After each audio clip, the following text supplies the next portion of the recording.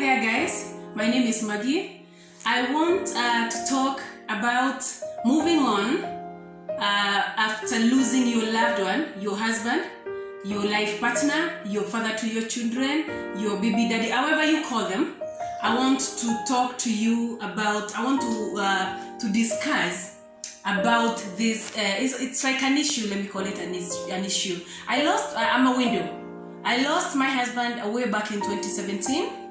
When I say way back, it's not like 10 years ago, but when I say way back, it shows you how far I have moved on after losing him. Okay? Now, I am talking about this topic because I have seen on Facebook, every time I visit my Facebook, I see people saying, I lost my husband and I'm so down, I feel like killing myself. My dear friend, when that statement alone of you saying that you feel like killing yourself will kill your children, your dependents, people who depend on you before you kill yourself. I know it's a time for you feel down, it's a time to mourn. Yes, you mourn, yes, cry as much as you can, yes, but please don't do statement, don't put your mind, don't put your thinking in a way that you make things worse to people who are supposed to find strength from you, who are supposed to see this strength from you, who are dependent on this strength and the courage they see in your face and in your life every day to know that their world is not crumbling down just because their daddy is gone. Okay. Now, first things first, I'm telling you this like a live experience because I have gone through it. I'm not saying it is easy and it is the same for everyone, okay? We take grieving differently, but the facts are actually not different. The fact matches a lot. Here is the first step. Your husband, your boyfriend, your life partner, father to your children has died, okay? He is no more. First things first, acceptance. Accepting that he is gone. My sister, he is gone. Those are the things you put in your mind first. Okay? You are gone. You're no more. So now you start planning your life around yourself, not the two of you. Not the two of you being the guardians or the parent of these kids. It's one of you, you alone taking the role of the two of you. That is the first things first. You accept. And that's the most difficult part, actually. This is the most difficult part because it's not supposed to take too long. If you prolong it so much, the people who are dependent on you, your children, don't forget they are watching. Actually, they now watch you closer than they used to watch you when you were two of you. Okay, now they are watching you so close because there is something they want to draw from you. That is courage. That is to see that the world actually still exists. We still live. Beside our daddy leaving us, we still live. This is the thing they want to see from you. And the first impression matters a lot. It never changes. What they see in you the first time they come for this comfort will matter a lot into their lives and how they are going to move on. Okay? I know it because I also lost my daddy when I was little. I was only 11 years old. And I know the things I was looking to see from my mom. To know that we have not all of us died just because he is gone. It's daddy who has gone and we have been left. So I was looking and watching my mom, and she didn't know this, to see the strength, the courage, to see in her. I wanted to see two people in my mom. I wanted to see my daddy and I wanted to see my mom. So I know when I lost my husband, I knew these are the things that my son won't be looking at. He will be looking at seeing his daddy in me. So there it comes. He is gone. You have the mourning period, which even your kids, even your friends, even your relatives, everyone know that you're mourning. That time, your kids are not looking for the two parents from you because they are also now mourning. Okay? Now, we come to when the fact and the reality actually clicks in now. It's when, after the funeral, you have buried him or cremated him or however way you want to dispose him, or he had said you want to be disposed, okay? He is gone. The people, the mourners, the friends, your family, they have gone back into their normal lives. You have now been left, you and your kids. This is the point where your kids now start watching you so closely. This is the time when the kids now start looking for that comfort I'm saying from you. This is the time they are looking to see their daddy and their mommy in one person, and that is you. Now, how you move from the reality of now he is gone. Don't forget, you accept he is gone. He's not going to come back, okay? And life moves on. Life did not die with him. Life moves on. These are the facts. It's so difficult. It's so hard even for me to say them, but these are the facts. I'm only saying this because I've seen a lot of people go wrong. Because our kids are picking our phones and they are looking at things from our Facebook, and they can see the things that we comment. If your child come across this comment of, because I've lost my husband, I feel like killing myself, I feel like the world has come to an end. What if they came across that statement and they expect to see their daddy in you? Okay? First things first, you have accepted, he's gone, he is not coming back.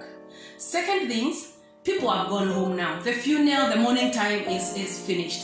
But in reality, in you and in your family, it's not gone yet. It's only gone for your family members and your friends because they have gone to their normal lives now. But to you, that's when the reality actually kicks in.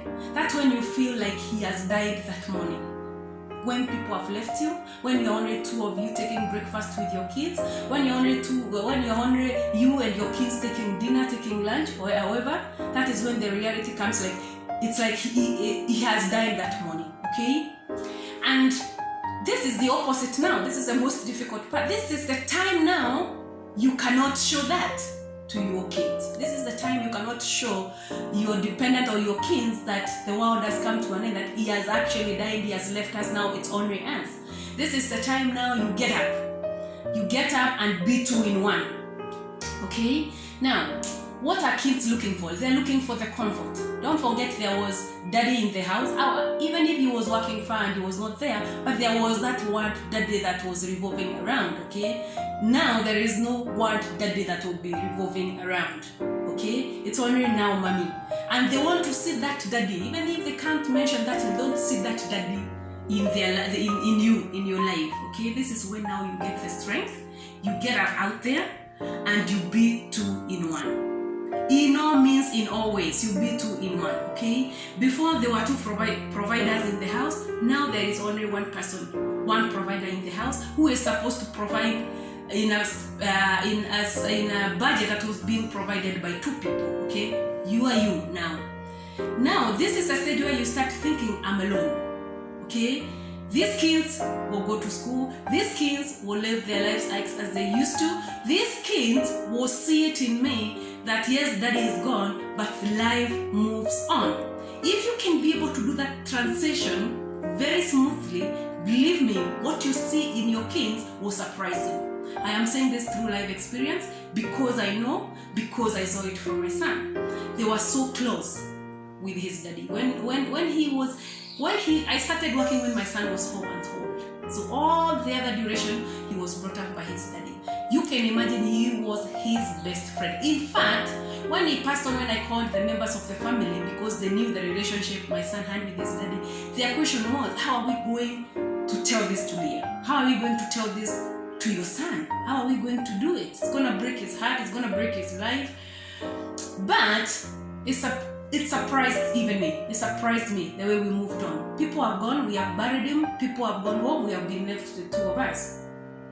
And I knew this is what he would be looking to see from me.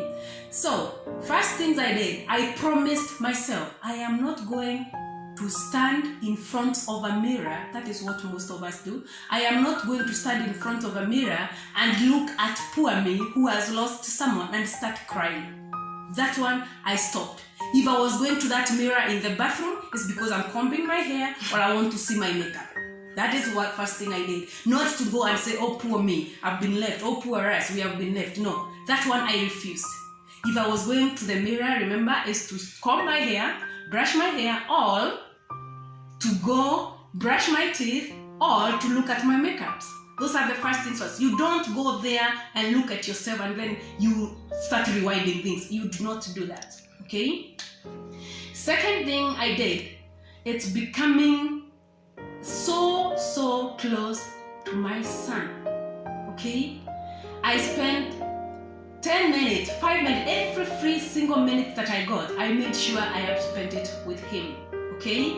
And in a few days, we sat down and I told him, now Daddy is gone, it is two of us. But that doesn't mean the world has come into an end. We are going to live. We are going to carry things like we carried on. And that alone, he took it so positive, you know, like, because he could see the strength in me, he took it so positive. And actually, the sweetest thing he ever said, he said, don't worry, Mom, I'm going to take care of you. Now I'm in the man of the house. Can you imagine that coming from a child who has lost his daddy 2 weeks ago? It's because of what he saw, how I behaved from when he died to when we buried him and how we moved on. And these are the things they watch very closely. Now, he is gone. Life has to move on, okay? It's a difficult part to think about because now you have only yourself providing for the family. There is rent to pay if you're paying rent, there is bills to pay, there is everything to pay, school fees to pay, and all this, it's you, okay? But you must put your mind to think this way. We are not all dead. We didn't die, the two of us. He is gone. I have to move on. I have to be strong for these kids. There is no way you can tell your kids to be strong if you are spending your 30 minutes in the mirror crying. If you are spending you are all day with an handkerchief in next to you, you know, and if you're spending the whole day holding your, you know, your chin, thinking about, you know, they can say all these things. It is you get up and do things right, as Hannah says. I don't say that sometimes I never used to go back and, you know, remember everything and start crying, but it never happened when he is watching. It happened when, and I did put in my mind that I would cry even for 2 minutes, and cry, would cry, and that's it. Yeah, but I knew there is a task ahead of me, so I was able to do things fast and able to delete. You know, you learn how to delete in your mind what is not helping. Look at it this way. If tears could change God's mind, we would have risen so many people with our cries. That is one thing. Then the second thing you're supposed to think of, tears can never change anything. They only help you to get rid of it, but they don't change anything. Otherwise, we won't be losing our people. We won't be seeing them in hospital, and then we cry, they get well, we go back home. So, nothing can change that situation. It's gone and it's gone. You accept it, he's not there anymore, you're the only one who is dealing with this, and the moment you do that, my sisters, you see a different world. You see a different you. Sometimes I look back at myself and I surprise myself. I went through that. Even when I read it on Facebook, I went through that.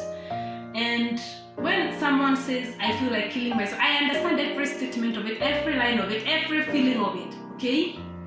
But you cannot go that way. You cannot put your mind thinking on that direction. You have to put your mind thinking on the opposite direction. And before you know, within some few months or a year or something, you will be up and going up again. You won't be up and doing things again. You will be up and ready to take tasks, everything again. And your kids are watching all this. And let me tell you, once you do this, you will be watching your kids and you'll be like, you know, have you ever sat down, looked at something, or even walking and said, thank you, God. It can only be you. That's what happens to me when I look back. So, I don't want to go into more details about this. He is gone. You have taken the role. You have shown your kids that the world is not over. You have got up. You have finished with the morning. You don't forget, morning never goes away. Actually, you mourn for years and years, okay? But that public mourning, that people seeing you with an handkerchief and every time in the mirror crying is gone now. Now it is you taking care of your family. Okay, friends, that's it for today. That's what I can discuss for today. Just make sure to watch our next video where we will discuss now what happens now. You have accepted, you have shown the courage to your kids, you are moving on, what happens next. Don't forget, you are still not living your life. You have accepted all these things, but you're still not living your life. So make sure to watch, subscribe to my videos, then watch, like, then we will discuss in the next video how now you move on now as you. You know, you need time for you. How now you move on as you. Thank you so much, and hoping to see you in the next video. Take courage, guys. The world doesn't come to an end when one person leaves. The lives move on for the living, okay? Thank you, and I love you so much. See you in the next one. Bye.